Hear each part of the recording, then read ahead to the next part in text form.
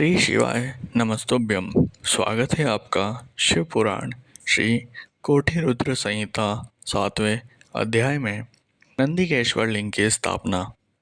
ये कथा सुनकर ऋषियों ने सूत जी से पूछा, हे भगवान सूत जी, वैशाख शुक्ल पक्ष की सप्तमी को गंगा जी नर्मदा नदी में क्यों आती है? वहाँ भगवान शिव का ज्योतिर्लिंग नंदिकेश्वर कैसे स्थापित हुआ? कृपया कर हमारी इस जिज्ञासा को शांत कीजिए।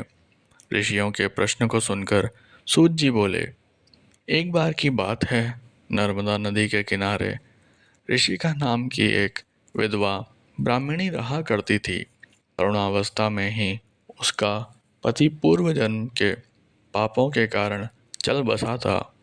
तभी से ऋषि का भगवान शिव के चरणों का ध्यान करने लगी तथा उसने अपना सारा जीवन शिव के पूजन, ध्यान और व्रत में लगा दिया।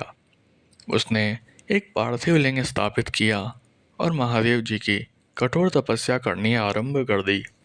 एक दिन एक बलवान मायावी राक्षस घूमता हुआ उस स्थान पर आ गया और बाल विधवा तपस्विनी को देखकर उस पर मोहित हो गया, परंतु वह ब्राह्मणी अपनी आराधना में ही लगी रही। तब वह उसे डरा धमकाकर पाने की कोशिश करने लगी।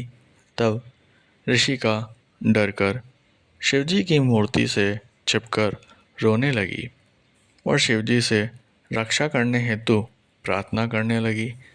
भक्त वत्सल भगवान शिव तुरंत अपने भक्त की रक्षा के लिए और ज्योतिर्लिंग में प्रकट हुए और उस पापी राक्षस को भस्म कर दिया। फिर उस ब्राह्मणी से बोले, ब्राह्मणी, मैं तुम्हारी तपस्या से प्रसन्न हूँ, वर मांगो। अपने आराध्य त्रैलोकीनाथ भगवान शिव को इस प्रकार अपने सामने पाकर वह दीन ब्राह्मणी शिवजी की स्तुति करने लगी और बोली, हे जगत का कल्याण करने वाले, भक्तों के दुखों का नाश करने वाले देवादिदेव भगवान शिव, आपने आज मेरे पतिव्रत धर्म की रक्षा करके मुझ पर बहुत बड़ा उपकार किया है।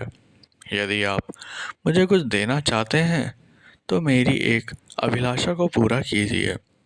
आप सदा मेरे द्वारा स्थापित इस पार्थिव मूर्ति में निवास करें। ऋषिगण के वचनों को सुनकर शिवजी प्रसन्नतापूर्वक उस लिंग में समा गए।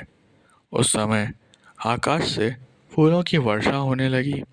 सारे देवता शिवजी की प्रसन्नता करते हुए वहां आ गए।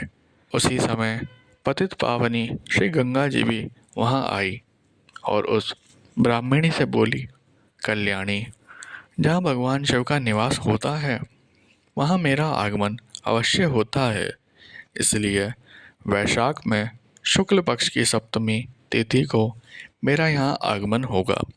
ऋषियों उसी दिन से उस पार्थिव लिंग का नाम नंदिकेश्वर हुआ और उसमें भगवान शिव का वास हुआ और गंगा जी भी प्रत्येक वैशाख शुक्ल पक्ष सप्तमी को वहाँ आने लगी। यह दिव्य तीर्थ पापों का निवारण करने वाला है। इस पवित्र कुंड में स्नान करने से सभी पाप नष्ट हो जाते हैं, पर मनुष्य को शिवपद की प्राप्ति होती है।